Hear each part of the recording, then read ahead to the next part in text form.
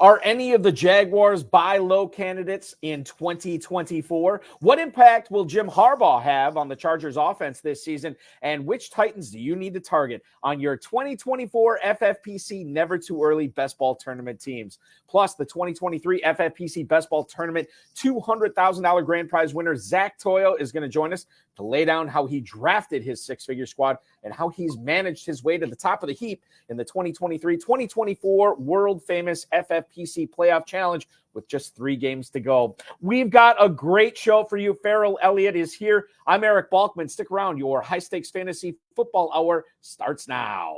Stand the pressure. I've seen greater men than neither lesser.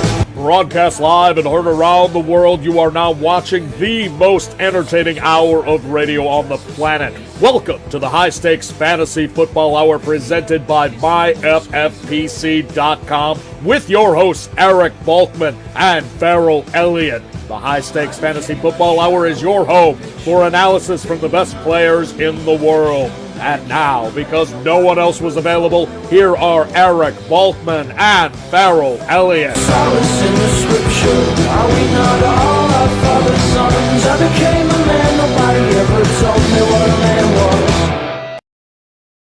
Thank you, Rob, and greetings and salutations to all of you Balkaholics and Ferrelliacs. Welcome to the latest episode of the High Stakes Fantasy Football Hour, presented by MyFFPC.com, the Fantasy Football Players Championship. I'm your slightly above average host, Eric Balkman, and my co-host is the definitive commissioner of fantasy football himself, Ferrell Elliott. Coming up on tonight's show, Ferrell and I are going to discuss our thoughts on Rashee Rice as the number one fantasy football option in Kansas City.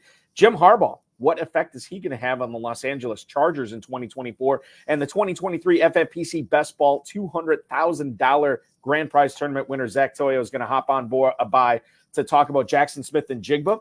He's going to talk about the rise, or potential rise, I should say, of Kendra Miller in 2024, the Never Too Early tournament with the FFPC, and much more. If you want to connect with us on the X machine, feel free to do so at HSFF Hour. I'm at Eric Balkman, EricBalkman. You can always learn more about Ferrell's Kentucky Fantasy Football State Championship at KFFSC.com, KFFSC.com. Post on our Facebook page and let us know what you think of the show. Let us know if you have any questions there, Facebook.com/HSFF. Or you can email the show at highstakesfantasyfootball@gmail.com. If you have any questions for us or for Zach, now is the time to send them in. We'll try to get to all the chat room questions, tweets, and emails in our fantasy feedback segment coming up later on in the show. Thanks to our audio engineer, my best friend Bryce, and our producer and mutual friend Rob. As a reminder, go to MyFFPC.com, MyFFPC.com, to play the Never Too Early Best Ball tournaments. These 2 tournaments are going to run up until the start of the NFL draft and conclude on April 25th. They're going to follow Best Ball slim rules. There's no kickers, no defenses, 20-round draft, 14-week regular season, and single-week elimination playoffs from weeks 15 through 17 before we crown a champion at the end of week 17. Drafts are available daily, 30-second, 60-second, 2-hour, and 6-hour clocks.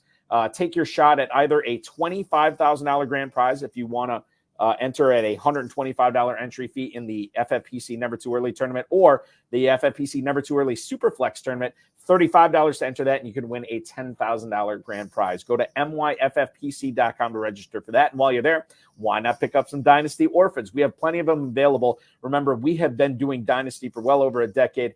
I don't even know how many thousands of leagues we've had. Not a single one has ever folded. So if you're worried about that, worry no longer. You get some great deals on some of these Dynasty Orphans. Check it out, MyFFPC.com. Numerous squads have already had their entry fees lowered for 2024. Remember to like this video, subscribe to the channel, comment on it, youtube.com/FFPC Fantasy. Share it with your friends, share it with your enemies, and get notified each and every time we go live right now. Or not right now, but anytime we go live, which right now is usually about 2 times a week. The first week of every month until the start of the season, we'll go live 3 times a week. So that's what's going on at MyFFPC.com. I have talked long enough. I am parched. I need a break. And who better to turn things over to, at least for the next few seconds, is my co-host with the mostest. It is Ferrell Elliott. Ferrell, welcome in. Happy January 26th, my friend. Hey, Balky, how are you, my friend? Yeah, I will have a few seconds of verbiage there while you cure your parchment. Hey, here's a guy claiming to be first in the playoff championship. Yeah, so let me give you a backstory on this. This is my buddy. This is my buddy Cullen.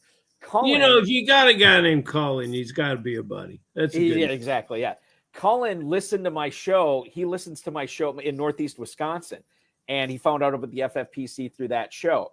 And he actually won $10,000 playing in the FFPC, I believe it was the Best Ball Tournament. Cullen, correct me if I'm wrong. Won $10K on that last year, and he's in first place in the $35 playoff challenge this year. He's in sixth place right now.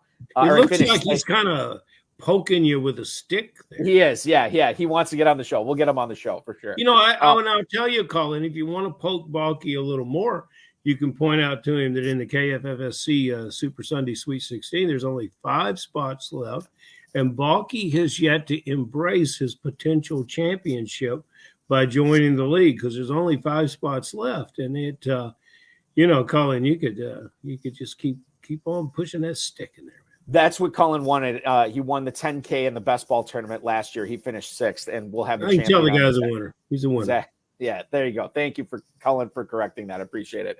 Wow, so much to get to. And we got Zach Toyo coming up, the Best Ball Tournament champ. Let's talk about the news and notes around the NFL. Hey, the Carolina Panthers, Ferrell, they have a new head coach, and his name is Dave Canales, the former offensive coordinator for the Tampa Bay Buccaneers. Buccaneers went 9-8. Baker Mayfield had a resurgent season, throwing for over 4,000 yards, 28 touchdowns, and just 10 picks. They ranked 20th in points per game, 23rd in yards per game, but apparently that was good enough for Dave Tepper and the Carolina Panthers. The Panthers were the only team to interview Dave Canales, but this is a team that is paying, 4 head coaches right now, 5 head coaches. So they are able to get Canales on board, and they don't have to pay him top of the market. The Panthers last year went 2-15. Number 1 overall pick is going to go to the Bears, so they will not have that. Last year's number 1 pick, Bryce Young, we don't know what's going to happen with him going forward. I think that it was kind of an uphill climb given the weapons that Carolina surrounded him. But I think this is good. This is good for Carolina. It's good for Bryce Young. I don't think that I'll be targeting Panthers in my drafts this coming year based solely on the Canales hiring, but I think Carolina could have done a lot worse. I'm intrigued. I think that's the best way I can say. I'm intrigued to see what Canales is going to do with the Panthers this year. And I think you could stay intrigued, Balky, because they've got a new general manager as well. And, he's likely the rookie head coach and rookie GM, and that can be in Dan Morgan and the GM, that can be a recipe for disaster. However, I think they will improve on the field. And, of course, we're interested in the fantasy aspects of this. And so prior to Baker Mayfield, and I think Baker Mayfield, we said it on the show recently, he did well being exposed to what he had at the Rams. But Canales picked that up and ran with it in Tampa. Canales' biggest work, I don't believe, was with Mayfield, but was with Geno Smith, and taking Geno Smith from a guy who you would say, wow, he's doing some good things. He's doing some good things. Oh, that's not so good. To being a consistent NFL starting quarterback at a very late time in his career. So I've got a real good feel for this team. From fantasy purposes, they're going to go out and be competitive in the free agent market, and you may end up targeting some Panthers. And when you begin to target them, Balky, you'll be targeting them in the double-digit rounds, which is pretty good place.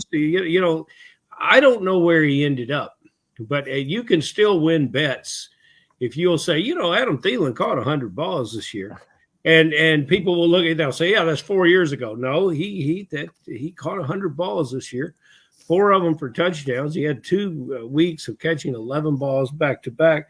My point is that he will be with this with this offensive coordinator and this young quarterback. Thielen will continue, and he was essentially free. I think he'll continue. I don't know if he'll get 100 again, but he'll be fantasy worthy, especially in some of the contests that we're having now. So I like, Mingo will move off 42 catches last year. The running backs are what they are.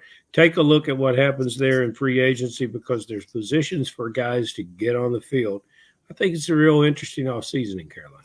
Let's do a little fantasy football trivia, Ferrell. I've just looked this up on FantasyMojo.com, at FantasyMojo on the X. Darren Armani, the godfather of the Pros versus Joes competition. a guy who we cite every time we can on the show. The data we get is from his website. There is one, count them one, Carolina Panther going in the single-digit rounds in the FFPC Best Ball, Never Too Early Best Ball Tournament right now. He's going at the 907. Ferrell, who is that Carolina Panther going in the ninth round? That's right, running back Hubbard. Chuba Hubbard, correctamundo, the only single-digit Carolina Panther right now. Thielen, Mingo, Sanders, all those guys, Bryce Young, they're all going in the 12th round or later. Hubbard is the only guy going in the 9th round right now. Trent Baalke, my favorite GM for obvious reasons, the Jacksonville Jaguars decision maker, said that the team is going to have a, quote, heart-to-heart with Trevor Lawrence over whether they're going to extend him long-term now or in 2025. Eugene Fournette had this story on the X. Lawrence under contract through 2024, but if they pick up his 5th-year option, he's under contract through 2025. In his first 3 seasons, just under 12,000 yards, 58 touchdowns, and 39 picks. He led them to the playoffs in 2022. However, the team kind of imploded down the stretch. 1-5 in their last 6 games this year, finished with a 9-8 record. The offense was good. It finished 13th in the league in yards and points per game. But the team obviously has some issues on the defensive side of the ball. The question here, when we don't necessarily care about the defensive side of the ball as much as we care about the offensive side of the ball. Ferrell, I look at what happened last year. Calvin Ridley, although he did not live up to his ADP as far as his performance goes, he surprised me a little bit with several weeks last year. I think Christian Kirk was having a solid season until he got hurt. Evan Engram had the 2nd best tight end receiving season of all time, if you just look at receptions. So obviously he had a good year. Travis Etienne kind of underwhelmed. The Jaguars kind of let a lot of people down. My question for you is, what are we doing with the Jaguars in 2024? Can we get some bargains here, given how they finished at the end of last season? Can we actually cash in on some bargains with some of these Jags in FFPC and KFFSC drafts? You should get bullish. You shouldn't overpay, but you should get bullish. Maybe I should audition. Maybe I should audition to be Trevor's agent here. You know, I go into there. Look, they went on the road to Cincinnati and lost by 3, and they went on the road to Cleveland and lost by 4. And everybody else probably would have, based on the time that they were playing against those 2 teams. In the middle of the year, they won 7 out of 8. They lost a game in terrible fashion at San Francisco, but if you throw that one out, 7 out of 8 in the middle of the year. The tight end was fantastic for fantasy purposes. I think the running back now supplants the kind of running back that Eckler was, and I think we see more of him. And you're right. We look at Trevor Lawrence. You only threw 21 touchdowns this year, but maybe a lot of that had to do with the fact that Kirk got injured. So I really, if I were running this team, I'll take it from the other angle. I would come in here and I would do a deal with Lawrence because my team, whether I'm going to have a heart-to-heart with him or not, it's not going to change the fact that my team is invested as this guy as our quarterback. I don't want to go through a year of what if. I want to go ahead and make this deal. I might get a little bit of a discount between he and his agent and the general manager. The heart-to-heart could be, hey, let's get a little discount. Let's get some pieces on this team that can help you. Zay Jones, a good player. He probably leaves. Cam Robinson, I think I would be ready to give up on him at tackle and bring some new life in the offensive line in. But, no, this is a team that I would be bullish on, and this was a team that I would look to stack in the early best balls. I'm looking at it right now as far as the Jacksonville Jaguars go, according to Fantasy Mojo. ETN is still going in the mid-second round. Ridley has obviously fallen. He's a mid-5th round pick. You can still get Evan Engram as tight end 7 at the end of the 5th round, right next to Christian Kirk, too. So I think that those are some interesting buying opportunities if you're drafting right now. And why wouldn't you be? There's nothing else to do. It's the dead of winter.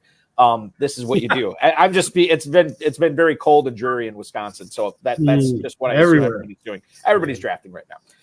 ESPN's Adam Schefter has reported Jim Harbaugh is leaving Michigan and he is accepting the Chargers head coaching job on a 5-year deal. They interviewed him twice, and they decided to hire him after that second interview.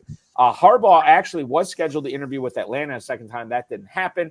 And now he goes from being a national champion at the collegiate level to taking over a franchise with, some playmakers. There's some players there, and we'll see what he can do. Jim Harbaugh is famous for instituting a culture change everywhere he's gone. Stanford, the 49ers, Michigan. He has uplifted all of these teams to being much more well off than where he found them. What he takes over in Los Angeles is interesting. He's got a quarterback in Justin Herbert. We'll see what they do with Keenan Allen and Mike Williams, and Gerald Everett's a free agent. Austin Eckler's a year older as well. What do you do with these Chargers strictly based on the Harbaugh news, Ferrell? I'm bumping all these guys up. The question is, who's going to be back in Los Angeles and who's moving on? I want to see who his offensive coordinator is. I want to see who some of these guys he brings with. Harbaugh is 60 years old now, and he's a weathered 60 years old, and he's coming from a place where he's leaving a lot of his talent behind. And, he's likely to get a very, very young general manager. I think the candidate for the job is a fellow named Brown, and it's been an excellent personnel man at every stop that he's been. So if Greg Roman comes in as offensive coordinator, I'm going to feel one way about it. There's talent at Detroit. Ingstan, I believe the guy's name is. He's their passing game coordinator, and he's from California. And that helps when you're recruiting these high-profile young coaches. It doesn't help that you have the Harbaugh mania attached to you, but it does help that you're recruiting them to come back home in California. So I want to see what kind of coaching staff he puts together, and then I'll get an idea of what I want to do with this team. But I think a lot of people like you will say, load up on Chargers. We all love Chargers. We all love the potential. Keenan Allen, yes, I'm back for another year.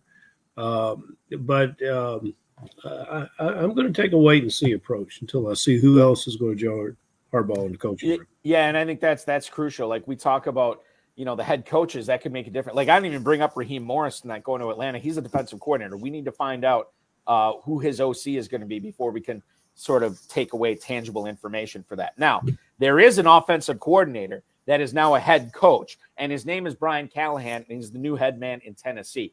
Callahan led the Bengals as an offensive coordinator to 21.5 points a game, and this while Joe Burrow missed the second half of the season. Jamar Chase missed a ton of time. T. Higgins was dinged up. Callahan is from the Gary Kubiak coaching tree. He's worked with Peyton Manning, Matthew Stafford, and obviously the aforementioned Joe Burrow. I don't know what the Titans are going to do at quarterback. I feel like if this is Will Levis's year, we talked with Josh Larkey from the 33rd team last night on the High Stakes Fantasy Football Show, and he said, I think 2024, they are married to Levis, but it's all bets are off after this season. We'll see what happens. What do you make of the Titan skill position guys, specifically Treylon Burks, DeAndre Hopkins, Derrick Henry for now, Ty J. Spears, based on Brian Callahan coming from a really good team that he was able to squeeze a lot of points out of, that was dinged up this year. Now he comes to Tennessee, Ferrell. I think we focus on free agent T. Higgins and expect him to join the coach in Tennessee. And from there, we can figure out what the receiver core looks like. Westbrook Akini is one of my favorite receivers in this group. He can't get on the field. Whether or not Hopkins stays is to be determined. But I think Hopkins could be easily sold on the fact that this offense and this quarterback is going to look significantly different. And, anyone could, it would be a thrill to be Joe Burrow's quarterback coach. What are you going to say? Joe, get out there and do what, But how he had Browning prepared to play, I think, is what got everyone's attention around the league.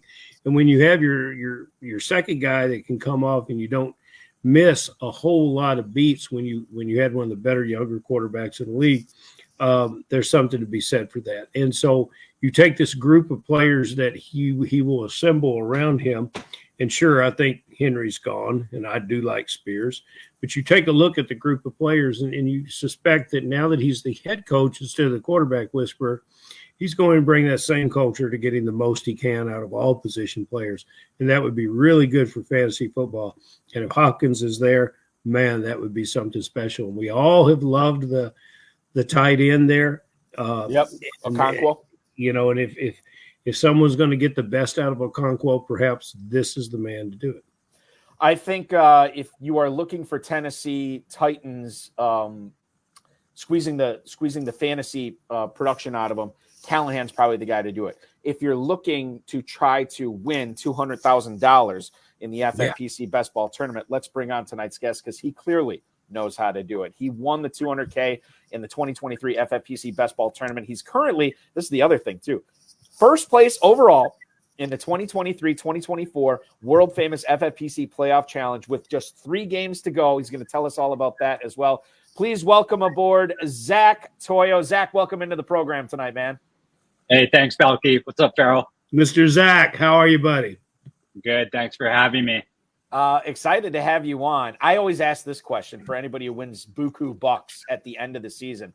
How closely were you following this team that ultimately won the $200K in the Best Ball Tournament, specifically in Week 17? I mean, did you have the live scoring up? Were you glued to it? A lot of stuff can happen in this tournament. Right. I mean, I had 25 teams advance into the playoffs. I think 5 got through to Week 16. So this was the last portfolio standing. So I had invested interest in this going through. So I was tuned in. Everything lined up with the holidays. So it was a nice sweat. Right. Yeah. What did you just curiously, what did you do when the, after the games were over Week 17 and you saw that you were in first place? How did you celebrate? Man, I was just grateful. This is the one that stuck out, and we grinded these drafts. So it just a lot of satisfaction. And I know everyone else grinded in the FFPC. So just grateful that this one went through. That, in this format, and I am certainly not the volume player that you are, and congratulations, by the way. Thank you. When you believe in yourself and go out and when you realize that X amount of teams is not enough and you want to sign up for 5 more and you got a reason that you're picking so many, that's a compliment to your skill set. In my smaller territory, I get in a situation where I kind of get, maybe reckless might be a word for it, or adventuresome might be a kinder word. But when I'm playing best ball, I take some risk. I kind of go out on the limb. Do you have any stories about that with this team, that you took the risk and reaped the reward? When I look at the draft board, it looks like I got a bunch of closing line ADP values, so no big reaches. As far as roster construction, I took Lamar at the 4-2, had Bryce, which was a bad pick, in the 13th. And I think generally when I take a elite QB, I like to stick with 2 QBs. So maybe I got a little out of construct. I took CJ Stroud, so that's 3 QBs. There you go. I think it was my first big stab at this tournament doing volume. So it just opens up so many combinations, so much different exposure. So it was a good time. What about the Week 17? Like, who are your heroes? Like, when you were looking at the live scoring, who are the guys that had the big Week 17 for you that helped you get this grand prize, Zach? I mean, CD was the piece you needed in Week 17 in every tournament. It seemed like everyone was showing up with the Amon-Ra correlation. For this team, I had Devontae. I think he scored 34 opposed to Amon-Ra, which was 22. So that was a nice differentiator. The correlation was Breece Hall with Njoku. Oh, yeah. That was a big jump on the field. I remember it was interesting because the industry started souring on that correlation just with the Cleveland venue, and I think it was forecasted to be low scoring. So I remember during draft season that Cleveland New York correlation was sort of undesirable, and this game just popped off. So that was a correlation you needed. I mean, DJ Moore went off, had a ceiling week, but everything clicked. All right. Well, enough of enough of looking in the rearview mirror. Balky will probably later get to start talking about how you spent the money or how you're going to spend the money and that kind of thing. But I'm interested in 2024. I want to join you in the winner's circle with some of my teams. Let's start talking about some players. We've thrown out some rookie wide receivers. I was very bullish on rookie wide receivers this year, and I was very happy with the one that I was most bullish on, which was Flowers. Coming off his injury, though, I liked Jackson Smith and Jigba, but I did not. The injury is the late injury, and I think it was a late injury, Balky. It kept me away from him. Still, he put together in that offense with those other receivers there. He put together a 60-ish catch season, maybe pushing 70. And, rookie season. 4 touchdowns, yeah. And, you know, that was impressive for me. This player is going, as Balky and I last week, we were trying to find this year's Pittman. This player is going in the neighborhood of where Pittman was last year. Do you see 100-catch receiver in this player or better? Is he at value going in the late 6th round currently? Yeah, so I'm looking at the draft board. 612 seems about right. I had a lot of JSN exposure this year. I think this impending wide receiver draft class coming in is going to shake up a lot of things, and it could drive his ADP down. I'm looking at Marvin Harrison, Neighbors, Romeo Dunze. I would take all of those above JSN. It seems like the decision point is him versus Terry McLaurin. I would take Terry McLaurin over JSN with Drake May or Jaden Daniels as his quarterback. I would take Jaden Reed over JSN. So maybe he's looking like more like a early 7th, I'd say. Okay.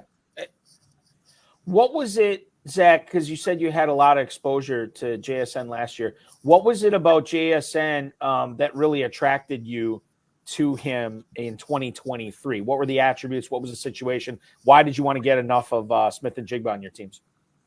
It was his prospect profile. He was just elite in every metric. I mean, he outshined Garrett Wilson. So I thought he was going to take over Lockett sooner. It just never materialized. Gino just wasn't able to ascend him to where he needed. Perhaps Pete Levin might help him. Yeah, that's interesting. Sort of depends. I think Lockett looks like he's close to done. I don't think we're going to be talking about Lockett as the best wide receiver on the Seattle team anymore. So maybe that will move him up. If where is Lockett right now in the early? I can tell you that right now, thanks to our good buddy Darren Armani over at FantasyMojo.com. Tyler Lockett, he is wide receiver 49 at the 10-11 turn in the Never Too Early tournament right now, Zach. Wow. Yeah, I think Lockett was in the 9th round or 8th round this season. Well, he's universally the most underrated drafted wide receiver, and he's going to be and he's going to fall even more so this year. You're talking like I think you're right. I think it was like 8th round, or maybe early 9th round last year, Zach, for Lockett. And Zach, you get an attaboy from me because you brought up a Packer player before Balky did tonight. I bet you the next question you get is probably about Packers. Just watch. All right. So watch it happen right now. All right, just so you can lose that, Ferrell, I'm going to ask you a different question. How far are you into your rookie wide receiver analysis? I mean, I know you mentioned a couple of them this year.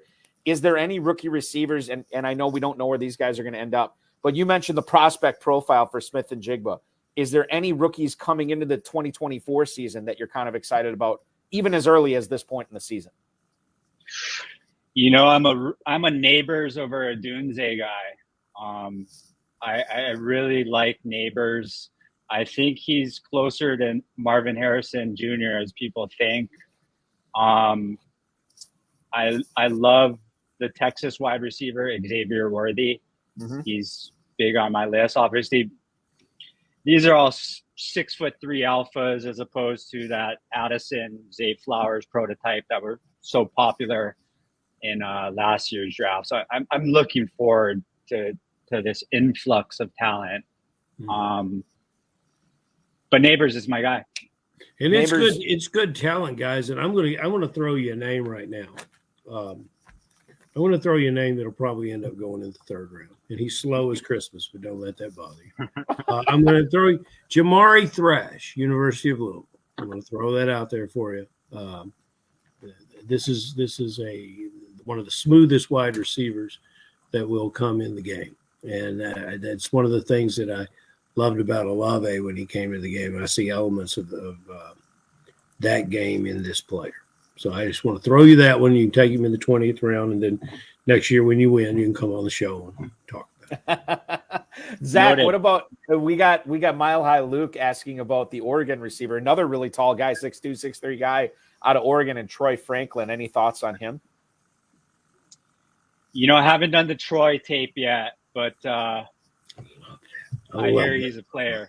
Yeah, and I'm gonna be honest with you. I know the size. I know he's talented, but this is like the Midwest bias. Like, right, living in Wisconsin, I don't see a whole lot of West Coast stuff. So I probably need to brush up on my Troy Franklin as well. That's no problem. Speaking of Midwest bias, let's get to that Packers question now, Ferrell. Luke Musgrave and Tucker Kraft this past year, Zach, second round and third round respectively in the NFL draft. I heard a lot of smart people say that Kraft is actually the tight end that you want to own for fantasy long term. Now, Musgrave played over Kraft. In fact, Kraft hardly got in the game until Musgrave ended up getting hurt at the end of the year. And then Kraft went on a roll. He looked really good, got a lot of targets. I don't think he's the downfield threat that Musgrave is. But if I was to tell you, and I'll tell you the truth, I'm not lying when I say this, in the Never Too Early tournament right now with the FFPC, Musgrave is tight end 16. He's going at the end of the 10th round. Tucker Kraft is tight end 22. He's going in the middle of the 12th round. So you're looking about a round and a half separation, 2 rounds between those guys. Which Green Bay Packers tight end are you more likely to have shares of this year than the other, Musgrave or Kraft? Well, Balky, this best ball team that won the tournament had Tucker Kraft. So you already knew. I actually ended up with 20% Tucker Kraft, which was probably one of the most degenerate exposures in the best ball landscape. I became intrigued with him just with the Dallas Goedert, South Dakota comp, and he became an auto pick. I think in the 20th round, I was clicking him every time in this early phase of the best ball draft. I think at one point I had about 60% Tucker, and I was like, this is getting out of hand. And I think I went to Dane Brugler's Beast Encyclopedia, which is like a 300,000 word essay on all these prospects, and I had to check Tucker out. I think Brugler had him above Laporta.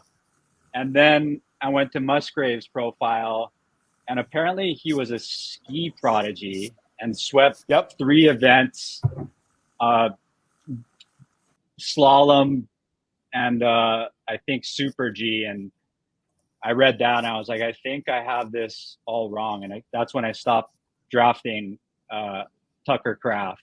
But and I think a couple weeks later, Musgrave, the beats, was like Musgrave's light years ahead of Tucker, and he seized the job. But to answer, I'm a Tucker guy. I think I'm taking Tucker in the 12th. He's more dynamic with the ball in his hands, and I think he can close the gap on Musgrave with his route running ability, where Musgrave seems to have the edge. But yeah, let's say Tucker. I think the other thing with Musgrave has struggled to stay healthy, and I know it was kind of a freak thing his last year in college. And he gets down the seam a lot better than Kraft. I don't know if that's a skill that Kraft can develop, but I do know that Kraft did more with his opportunities than Musgrave did over the course of the season. Both these guys are coming into their second year. We'll see what happens. But I think, like, if you look at what they did with the ball when given the opportunity, Kraft squeezed more fantasy production than Musgrave out of that. Packers may not see it the same way, but that's beside the point. Agreed. So that was the Packers tight ends. Players that are coming into their sophomore season. Ferrell, there's another guy coming into his sophomore season down in the Big Easy in 2024 that we should talk about. I'm a Musgrave guy. I just got to go on record. Duly I noted. just want to tell you guys I'm a Musgrave guy. And I want to say that Zach, you gave my favorite answer. You said regarding the Oregon receiver, most people will come on the show and they will say, I have not done my research, secondary research. You said it made a guy that has a scouting element in his whole life of football just really smile when you said, I haven't watched the film on that player. Now that I like that very much. I appreciate that very much. And I'm going to ask about some players maybe that, because I love talking about players that we all love, or at least, like Kraft. You guys love Kraft. I want to ask about this player because I don't see it. I didn't see it particularly in college. I thought it was too little of a sample. And I didn't like it with his landing spot at New Orleans, and that's Kendre Miller. And I don't see it. He didn't catch anything. He didn't necessarily rush for anything.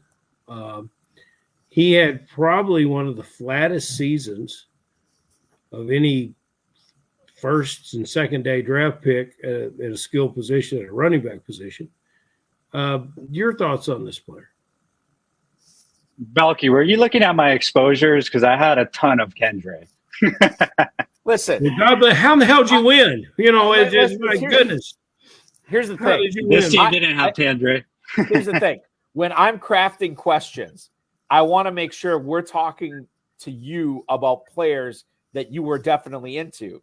And I know that was 2023, and you may feel differently about 2024. But I know you liked I know you liked him last season, Zach. And he sends me 40 questions, and I pick the 4 or 5 that I want.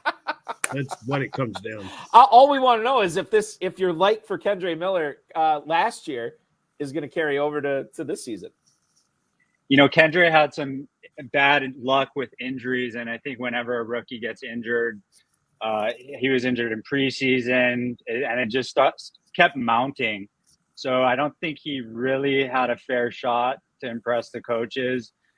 The biggest problem for Kendre is Kamara still looks like he has it. So even if Kendre were to emerge, he's getting those early down rolls because Kamara is not going to relinquish his third down duty.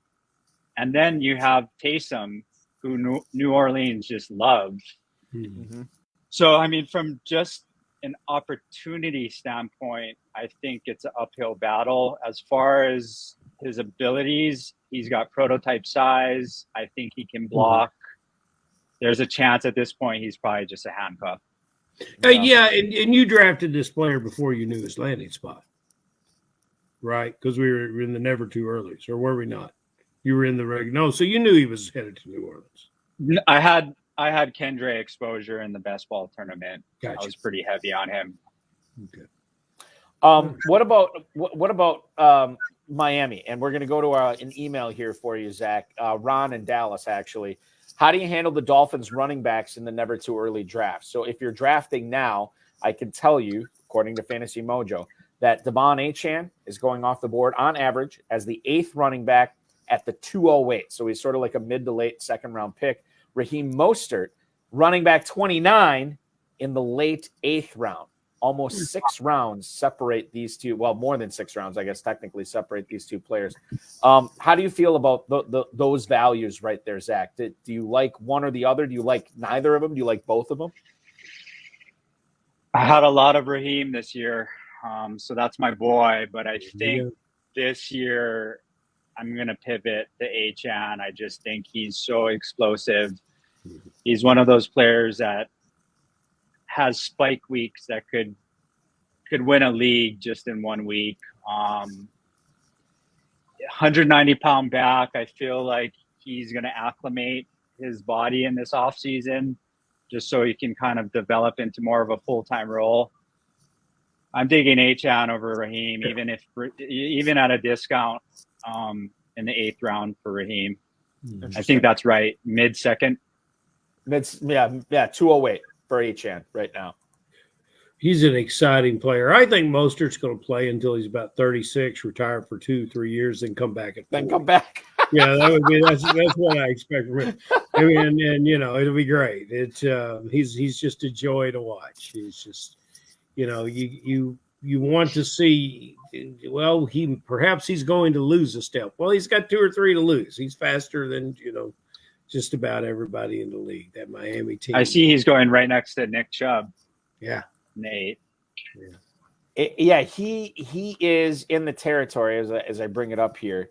He is at that's the wrong draft. He is in the territory of so Mostert is Nick Chubb at the 807, Najee Harris at the 812, Brian Robinson 803. So that's what you're looking at there. But yeah, Chubb and Mostert.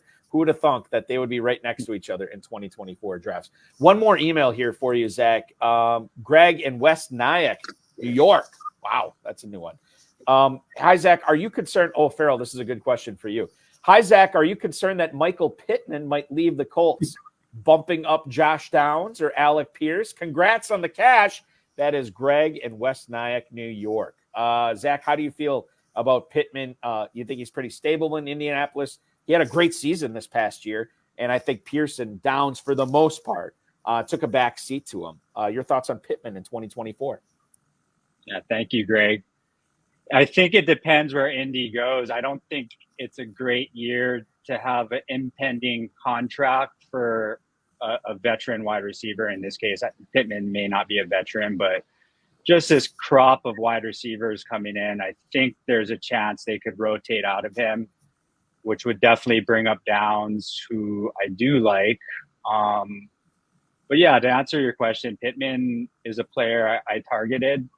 I think Anthony Richardson will continue to develop. So yeah, if he sticks around, where is he going right now, Balky? Pittman? Yes. Pittman is going right now. This is the never too early tournament. No kickers, no defenses. 20-round drafts. Michael Pittman's current ADP in this format is at wide receiver 17, and he's going in the middle of the 3rd round, 307. Wow. Is he going that high? He's going that high. I high. thought he had 5th round placed all over. Guys, he's not going anywhere. Indianapolis will tag him. Farrell, that's the problem is people have been listening to you, and they keep bumping him up higher and higher. That's don't grab Pittman. No, he's going to be in Indianapolis. Zach is right.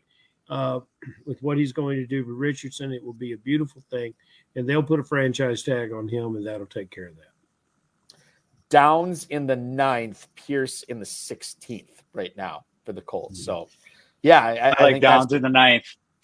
Yes. Why and is it just because of the flashes that he showed in 2023, and then the value is there for you there, Zach? I think it's a little rich for me for Pittman in the 3rd, even though he showed signs to earn targets and he had a great year, but that's a little too rich for me. You're assuming that he is going, if you're drafting that high, you're assuming that his game is going to change and that he's going to find the end zone. And I'm not sure that's going to happen. He's I don't know if he's a double-digit touchdown maker. Ferrell, I am fresh out of emails, and we have not talked about the world-famous FFPC Playoff Challenge yet, and we have the leader in the competition on the show tonight, which is exciting. Yeah, you just keep doing it. It's great that you're so good at these differing formats. Now, this is a format that I've never had a great deal of success with. So I want to ask you this: how many teams did you play? So the best ball tournament win allowed me to roll things back into the FFPC ecosystem. So I did 80. Okay. All right. Well, that's good. That's good. I did 1. And I was so excited at 3:30 last week. I was in 2nd place, and now I'm in 200 or something. But hey, congratulations. What is unique about your first place team? What commonalities does it share with other teams of yours that we might see you move in and monopolize the top 10. It'd be great. Yeah, this is a Tucker team, a Justin Tucker team, which is pretty unique. I think I was pretty surprised. Tucker came in at around 9% ownership. I thought he was going to come in more at 15. I thought he was great leverage on Lamar. And all that needed to happen was him stay even with Likely and Zay in the first week. And now what's sort of occurring is how everything broke. You sort of created an extension on the timeline where you're getting chased down by all these Lamar teams. So this team has 1 week left, and it needs Kansas City to beat Baltimore, or these Lamar teams are going to come down and they will chase this top spot down. And the top 10 has a bunch of Tucker teams with Houston D and my combination of Amon-Ra, Kelsey. Balky, Zach's, the way things are going for Zach, I would expect Tucker to at least rush or pass for one touchdown in the coming week. He'll actually, something will happen. It's going to be great. He may catch a touchdown pass. They may line him up. You never know. Zach, so just to confirm, your first place team, Tucker, Kelsey, St. Brown, and then McCaffrey, are those the four you're rooting for here? Yes. Okay. Got it. Got it. I mean, this team it's live. I just started jumping into the spreadsheets and seeing everyone chasing me down. I think I'm the next Lamar team. I'm about 38 points clear of him, which is in 68 points. I need that Kansas City win, baby. Yep, that's what it comes down to. So I'll be rooting with Taylor for Patty Mahomes this week. Shake it off, baby. Yeah, that's exactly right. Zach Toyo could be the anti-hero of the FFPC if he ends up with 2 six-figure grand prizes in 1 year, and that will be my last Taylor Swift reference of the night. $200,000 in the best ball tournament, Zach. Have you thought about what you're going to spend any of that money on? Is this going to be? I know you've already rolled in heavy on the playoff challenge. Do you have that money earmarked for anything else? Yeah, I mean, I actually was eyeing out this Tacoma truck, but I'm just in love with this tournament, and I had to go shopping for some exposures. I have an espresso machine that I've been looking at. I'm addicted to coffee, so it's a big decision point. It's like a Dunze versus Neighbors decision point that I'm trying to decide with this espresso machine. I love it. Hey, I have Maxwell House here. Jeff Joaquin, who you'll need to meet, Zach. Jeff Joaquin, Balky, he says that my kitchen counter looks like a screenshot from the 1970s. I have everything but post them there. Retro was in, Ferrell. Retro, well, yeah, it better be because I'm stuck. Jeff should know that. I mean, he's a SoCal guy. He should be up on the trends. Retro was in. Or at least Zach, I'll tell you what, if there's anything left, and if that espresso machine comes in right at or under budget, we would love to have you in Kentucky as well.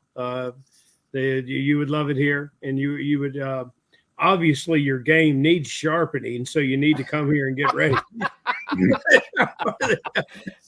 Love to, Ferrell. Thanks. Yeah, absolutely. Ferrell, one last question for Zach before we let him enjoy his Friday evening. I remember I picked one. Oh, yeah. Give us a dog. Give us somebody that through all your teams, you just will not have you just won't have him. And then tell us somebody, I gave you Jamari Thrash. Give me a sleeper. Give the listeners, give Cullen Hoffman a sleeper and help us out a little bit. So your last question, a sleeper. Well, I'll start with the rookie. I love Xavier Worthy from Texas. Mm-hmm. He's got the long speed of Jameson Williams, and he's got some shiftiness of Zay. He ran a 10.5 500 meter as a freshman. So he could go 4.3 at the combine, and he could be in that 20 to 25 range. So Xavier Worthy as a rookie. How about Andre Isobas for Cincinnati? Good play. Depending on what happens with T, my lean is that I think they may move on from T.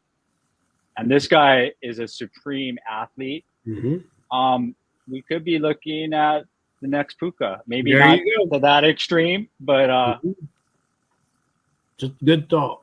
We brought him up on the show during the year once. And Nobody else.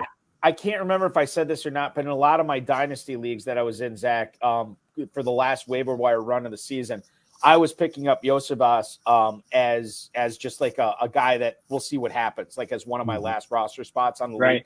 And if Higgins moves on and the Bengals don't do anything, maybe this is because I'm a Packers fan and I've seen how the Packers have treated when they've had an elite quarterback where they just kind of poo-poo the offensive weapons and they expect the quarterback to do everything. You could see that in Cincinnati, right?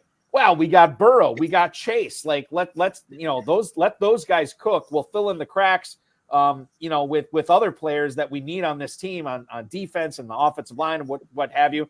And maybe all of a sudden Iosivas, I'm not saying this is likely, but he could be the number 2 receiver when training camp opens. You never know how these. So more than zero chance. Paul. There's a non-zero chance of Iosivas being the number 2, non-zero chance of him being the number 2 receiver. Where's Iosivas being drafted here? I will look that up. And by the way, I was going to tell you this. 32nd round.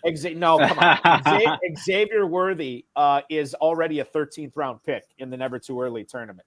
So there's that. Iosivas is 19th round, mid-19th, wide receiver 92 is where he's going right now. Puka territory. Basically free. Yeah, it is Puka territory for sure. Those are the players you like, Zach. Is there a player that you're going to stay away from? We already heard Pittman was too rich for you. Is there anybody else that's too rich? Man, I'm assuming this might be a common answer, but Kyren, I think he's slated in the first round. I just don't have the confidence Kyren can sustain this production over 17 games. I mean, he already got injured through a period of this season. I faded him this year, which was a mistake, and I think I'm going to continue to fade him, especially if he's going in the first round. I love the way you talk about fading players and making mistakes. It proves that you don't have to be perfect to be successful. I'll hear guys in the hallways at Planet Hollywood, "Oh, you got to have the perfect draft, man. You got to." No, you don't. You just got to do the best you can put it together, and then to change it if you made too many mistakes. But I really like the way you approach this. Ferrell, is that 4.68 40? I couldn't get it out of my head. If he ran a 4.63, I might have had some Kyren this year. Well, you watch the film, watch how the players move. The 40 times can be so tricky and so misleading, especially if they aren't trained on how to start. Because if they start wrong, the clock starts fast on them. And, you can trust your eyes better than you can trust that 40 number. Williams is one of those guys. I was the same way. I don't want to rehash it. I've been saying it on this show for months. Like everything, there's nothing attractive to me about Kyren Williams until I saw that blurb from Jordan Rodriguez, and she said that he was catching a lot of passes in training camp. Mm-hmm. And I said, okay, well, he's the guy behind Cam Akers. It's the 14th round. Let's go. And I drafted him in a bunch of spots there. Yep. Until I got into too many leagues with Adam Krautwurst, and he started snaking them in the 12th and 13th round. And that's stinking Krautwurst. Yeah, that happens. But that's why. I mean, it was never about talent. It was never about the athletic profile for Kyren Williams. It was about opportunity, and sometimes opportunity can be just important. Now that said, Zach, I'm with you. Running back 5, 111 for Kyren Williams. I don't know if I can get there this year, but certainly. It's good to hear you say that because clearly you know what you're doing. $200,000 winner in the 2023 FFPC Best Ball Tournament. The guy who is leading the chase for $500,000 in the 2023-2024 FFPC World Famous Playoff Challenge. first place right there as well. Go enjoy the games on Sunday. We're excited for you. We're rooting for you. Hopefully you can pull this off. It would be quite the feat to pull off 2 six-figure grand prizes in the same calendar year, basically within like a month and a half of each other, Zach. Would be a truly amazing feat, and we're just so fortunate to have you on the show tonight. Thank you so much for your expertise and your insight, and go enjoy the rest of your weekend, my friend. Thanks, Balky. Thanks, Ferrell. You got it. That is Zach Toyo, ladies and gentlemen, the champion of the 2023 FFPC Best Ball Tournament and leading the way in the world-famous playoff challenge with just 3 games to go. How about we answer some emails here, Ferrell? Okay. Love that guy. Love that Zach. Oh, Zach is fantastic. Yeah, he was really good, well-spoken. And what he's done this year and what he's doing is, I mean, we talk about the Go Bills guys going back-to-back. We talk about Abib Agbatoba going back-to-back. This guy could win 2 six-figure grand prizes within, whatever it is, 45 days of each other, which is the Go Bills guy they didn't win this year though. They did not. No, they couldn't. You imagine they're somewhere drowning their sorrows and fighting. I know. I don't. You're not getting along anymore. You know what's funny is Sean Stutzman, one of the 3 of the Go Bills guys. He actually won. I might have been a 6-figure grand prize in another best ball competition. So he's kind of keeping the streak independent alive. Of the other 2? Independent of the Go Bills. Oh, there's already issues. There's already there's a Yoko in this group somewhere. He could be the Yoko. He could be the Yoko of the Go Bills. If Dom is Paul and Nick is Lennon, then yeah, I think Yoko might be Sean. Although that might be the analogy they're comfortable with. So if they're ever listening to the show, they should just type in that they're okay. Well, when we interviewed the main event champ when was that? Was that 2-3 weeks ago when we had on the main event champion? Nick was in he was in the chat room watching the broadcast. So I know Nick is okay. Everybody else, I don't know. We'll see. That green eye of envy will get you into the chat room. Yeah, it's true. Let's get to Will in Lexington, Ferrell. Oh, down the street. Yes. Hey, guys, is it wheels up for Rashee Rice as the Chiefs' #1 option in 2024? Rashee Rice, currently in the FFPC Never Too Early Best Ball Tournament, is going off as wide receiver 16 in the middle of the 3rd round. He is going ahead of your beloved Michael Pittman, Marvin Harrison Jr., Keenan Allen, Mike Evans, and Devonta Smith. Does that seem right to you? Are you picking Rashee Rice based on him being the #1 receiver for Kansas City and churning out fantasy volume that's going to make him worth a mid-3rd round pick? Yes, I am. And, the worst answer I gave to a question this year is when you posed to me, Balky, back in October, who the Chiefs receiver would be to emerge. And I stubbornly stayed with Tony. Rice has been so wonderfully impressive. And when you build a relationship with that quarterback, that relationship doesn't go away. So that's one of the reasons that I think Rice you can be very, very bullish on. However, something Zach said, this draft is rich with wide receivers. Yes, it is. And they will perhaps find another rookie. And as you can tell, the Chiefs have not been shy in spreading the ball around. And they don't need a lot from other players. If you notice, about all miracles, we saw it happen twice this past week, was Valdez-Scantling actually caught 2 passes. And, that's all the team needed. That's all they needed to win was somebody catch a pass. And Scantling caught 2 and on to Baltimore. But Rice is the guy. Rice is indeed the guy. Let's do one more email here from Dan in New Haven, Connecticut. And this is kind of going with the conference championships. This is more a look towards 2024. Hey, guys, given that we're seeing another semi-serious injury for Deebo Samuel, and I think it's a very similar injury to what he had earlier this season, by the way, are you fading him in 2024 drafts? Dan in New Haven, Connecticut. Ferrell, Deebo Samuel right now is going as wide receiver 15 at the 303. That's 1 slot in front of the aforementioned Rashee Rice. Your thoughts on drafting Deebo Samuel that high? Of course, you're going to draft Devo Samuel that high. He's tough as nails. Guy spits and the concrete breaks. He carries the ball 10 times a game. There's no safer investment in an offensive player who catches the ball and runs with it, goes over the middle of the field, does everything you need to do. There's no safer investment in Devo Samuel, and when he's playing hurt, you can't tell it. So Devo Samuel all day long. So you're still taking him in the mid-third round next year? Sure. Okay, I have a little trepidation with it, but I understand the elite offense he plays on. I understand the Niners put up a lot of points. That's a decision when I start drafting the KFFSC that I'm going to have to make coming up. Speaking of the KFFSC, Ferrell, I know I need to figure out what I'm doing. I expect to get an answer tomorrow on my childcare for Super Bowl Sunday weekend so I can make it down to Louisville. But as you said, 5 spots remain in those Super Sunday leagues. You're looking at 3 drafts on Saturday and 1 on Sunday with openings right now. And you can register for that at KFFSC.com, KFFSC.com. That's the place to go. Very excited to do that. I drafted on Super Bowl Sunday last year, and I'm not just saying this. It accentuated my enjoyment of the Super Bowl for sure, and I look forward to doing it again this year. Well, I appreciate you bringing it up, Balky. And,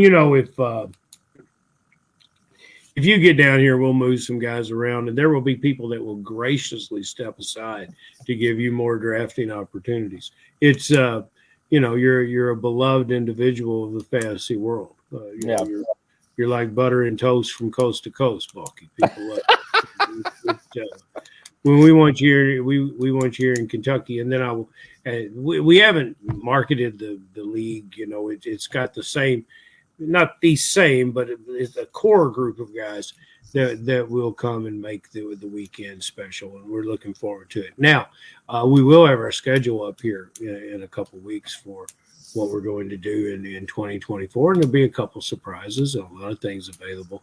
And, Balky, whether you make it or not on Super Sunday weekend or Sweet 16 tournament, you've only been coming now for, I think, 12 years in a row, and you've never missed. So I think you've got a pretty good record, whether you make it or not. We're kind of all for you.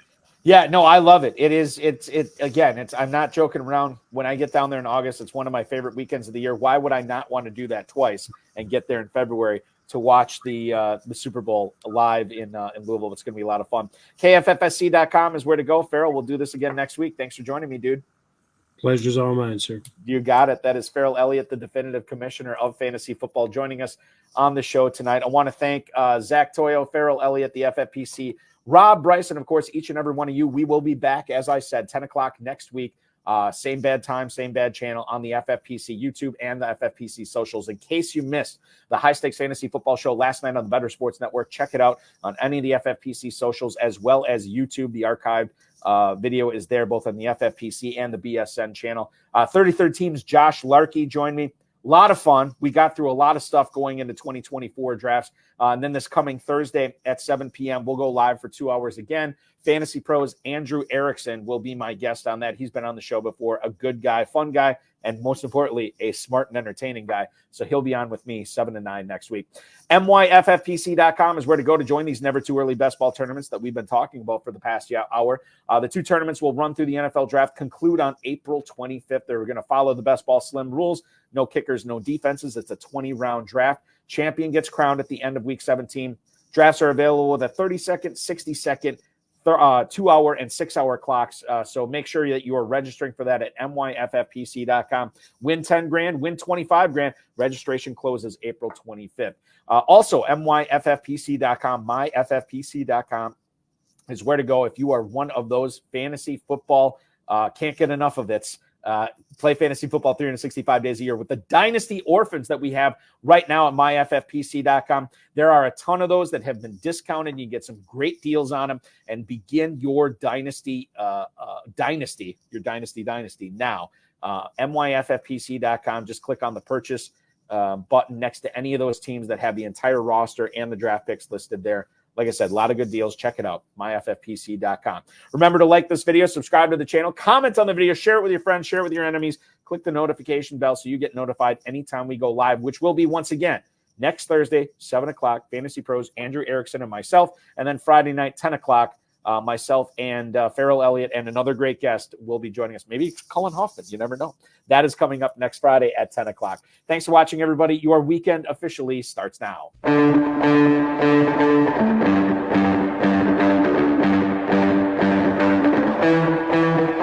This has been another episode of the High Stakes Fantasy Football Hour presented by MyFFPC.com. It was broadcast live and was watched around the world. Balky and Ferrell will be back next week with more analysis, more interviews, and more advice from guests much smarter than they are. Thanks for watching, and we'll talk with you again next week. One other thing, and I don't know if I mentioned this with the Never Too Early tournaments, those drafts will stop when the NFL draft starts. So everybody is literally on the same playing field. Nobody knows, obviously, where these rookies are going to land. And then free agency, obviously, some will be signed, some won't be. It's a lot of fun. We just had on the Never Too Early champion from last year, Wilson Moy, come on the show last week. He talked about what a blast it is, so make sure you're registering now. MyFFPC.com. Pick up a few Dynasty Orphans while you're there as well. Enjoy Conference Championship Sunday, everybody. We will talk with you again Thursday night, and this show will go live again on Friday evening. Be good, everybody. Talk to you then.